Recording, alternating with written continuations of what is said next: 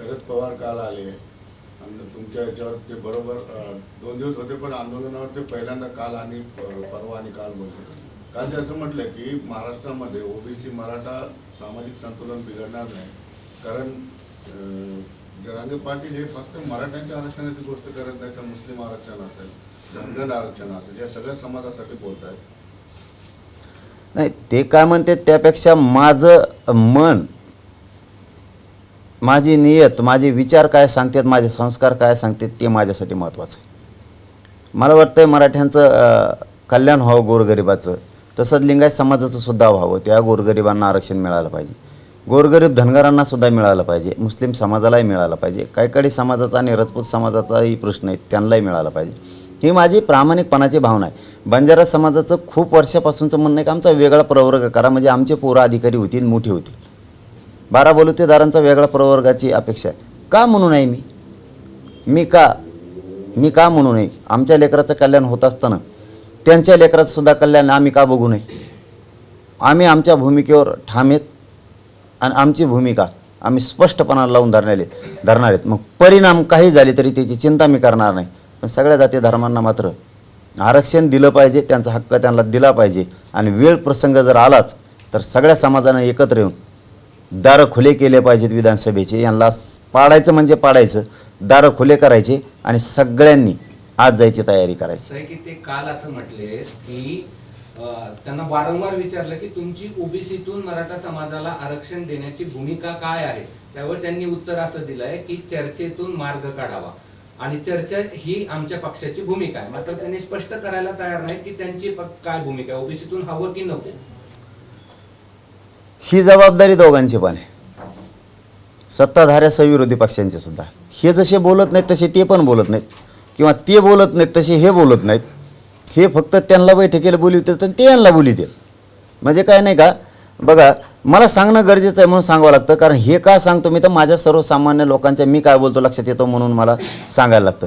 एखादं जर काही विक्रीला बाजारात नेलं जनावर, काही बैल आपण, ते विकत नसलं तर ते 4-5 जण येडे घालतात दुसरेच, आणि नुसते बैलाच्या पाठीवर थाप टाकी देत, जनावराच्या पाठीवर थाप टाकी देत, मागितला एवढ्याला आणि त्याला घ्यायचाच नसतो, दुसऱ्याच्या गळ्यात गुंतून द्यायचं लफडं. असल्या सवयीचे लोक आहेत हे राजकारणी, म्हणजे हे दोघं पण. हे फक्त त्याला बैठकीला बोलित आणि ते याला बोलित आणि जात कोणीच नाही. पण समाज आहे शेवटी. या बळापुढं कोणाचंच बळ टिकत नाही, कोणत्याच सत्तेचं. मग समाज कोणचाही असू द्या. त्याच्यामुळे ह्या बळाच्या नादी लागू नका. सुधरा. एकमेकांवर ढकलून वेळ काढूपणा करतात आता निवडणुकीच्या तोंडावर. पर्याय उपयोग नाही होणार. पण समाजाने एक झटका दाखवलेला आहे, आता असा दाखवील की पश्चाताप करायला दिवससुद्धा नाही राहणार. माझं सरळ म्हणणं आहे, कुठं नेरेटिव्ह भरून काढणे, अभियान राबवणे, एक प्राध्यापक सर करते ते महान गुरु, अभियान राबवणे, त्यापेक्षा ट्रॅप रचवण्यापेक्षा सुधरा.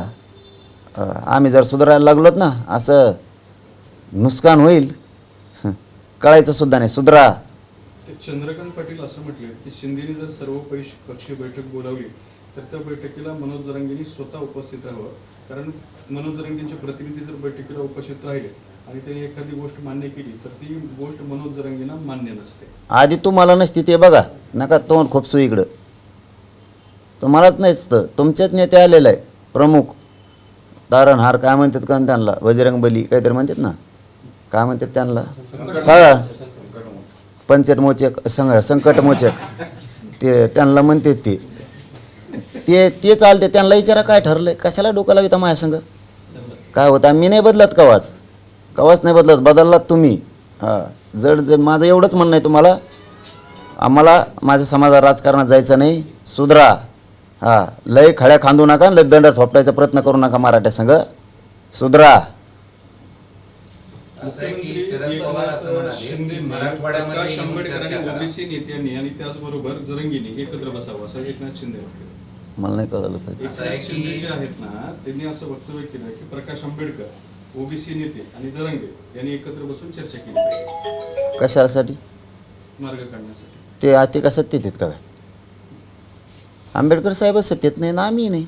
आम्ही आमच्यातच चर्चा करून आमचेच गुताडागुतडी लावून द्यायची का इकडे? सत्ताधारी तुम्ही, विरोधक तुम्ही, आम्ही इकडे चर्चा करून काय करू? हे तर उलटच खेळ झाला.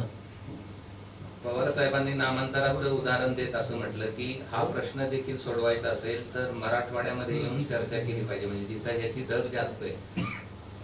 नाही धगेवर नसतं खेळ देऊ, आमची धक्कूंकडे जात असते म्हणा. धगेवर नाही, आक्रोश काय, लोकांना दुःख काय, लोकांची भावना काय, ही संतापाची लाट कशासाठी आहे आणि या संतापाच्या लाटेने इतका जोर का धरला आहे? तर मुंबईतून सुद्धा आमदाराला हाकलून द्यायची वेळ आली लोकांनी, हे समजून घेणं गरजेचं आहे. कुठं केल्याने बैठक प्रश्न मिटतो यापेक्षा याच्यावर समाधानकारक उत्तर देऊन या मराठ्यांना न्याय कसा द्यायचा, समाधानकारक तोडगा कसा काढायचा आणि मराठ्यांना ओबीसीतून आरक्षण दिल्याशिवाय आता पर्यायचं नाही, या भूमिकेवर सगळे सरकार आल्याशिवाय पर्याय नाही, हे यांनी समजून घ्यावं. यांनी विनाकारण अभियान राबवून जर डावचायचा प्रयत्न केला तर परिणाम खूप वेगळ्या दिशेनं जाणार आहेत.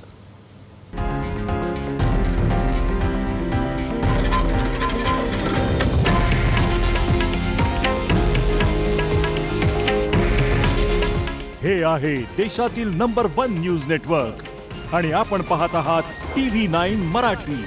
काळजी तुमची, हित महाराष्ट्राचं.